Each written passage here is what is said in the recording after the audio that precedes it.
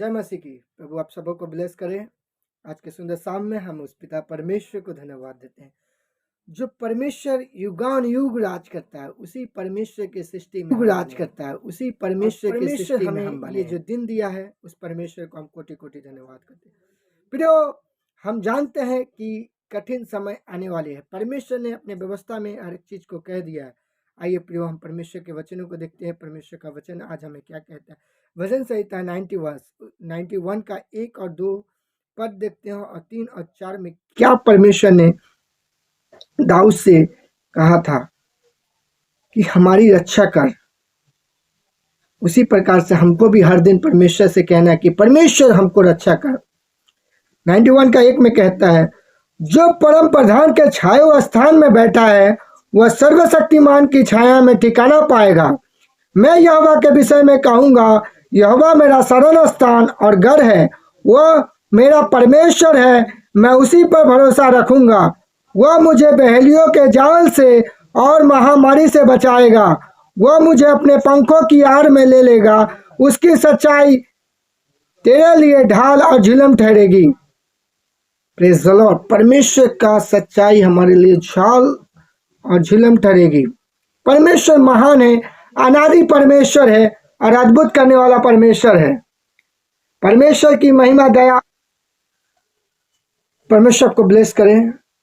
जिस तरह से हम परमेश्वर का वचन को देखें, 91 का वर्ष 1 और 2 में देखें और 4 पद में कहता है, वह तुझको अपने पंखों की आड़ में ले लेगा। कब? जब हमारा रिलेशनशिप परमेश्वर के साथ रहेगा। प्रतिदिन का रिलेशनशिप, हम उठना बैठना और हर एक बातों में परमेश्वर के साथ रहे, क्योंकि ये जीवन हमारा नहीं बल्कि प्रभु का है।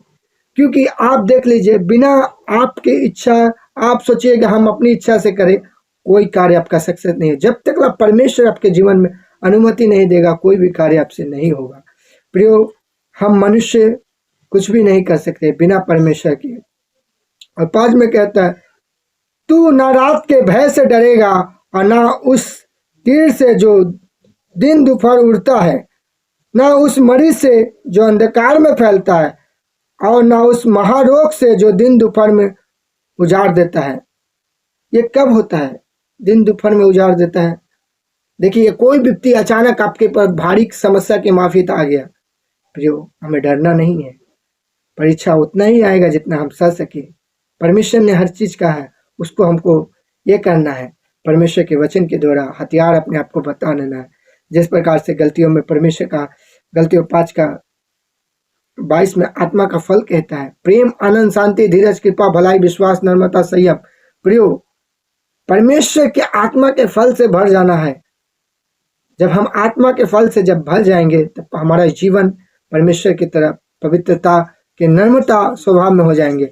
और परमेश्वर का हथियार, हमारे वचन, जो परमेश्वर का हथियार, ये जो वचन है, आपका हृदय में, आपके मन में, आपके विचार में हर एक टाइम आपको रिकवरी करेगा। आपको जब सोएंगे, जब उठेंगे, तब परमेश्वर का वचन आपको हमेशा स्मरण करवाएगा कि मसीह आप में है। प्रियो, बल्कि मैं जीवित न रहा, मसीह मुझ में है तो मैं जीवित हूँ, परमेश्वर के दास पौलुस कहते हैं। तो उसी प्रकार से आपका जीवन को मार देना है, मसीह के लिए आपको जीना है। प्रियो, इस वचन के द्वारा परमेश्वर ब्लेस करे। मेरे स्वर्ग और पृथ्वी के मेरे महान पवित्र परमेश्वर, मैं प्रार्थना करता प्रभु जी, जितनों ने प्रभु आपके वचन को सुना, हर एक व्यक्ति के जीवन में प्रभु आशीष करो, बरकत दो प्रभु जी। और सुनने वाले को अनुग्रह, आशीष करो प्रभु जी। आपका प्रेम, आपका आनंद, शांति प्रभु जी इसके जीवन में, हर एक व्यक्ति के जीवन में उभरते हैं। यीशु मसीह के नाम से मांगते, दया से सुना ग्रहण कर, आमीन। गॉड ब्लेस यू सभी को। परमेश्वर आपको ब्लेस करे। हालेलुया।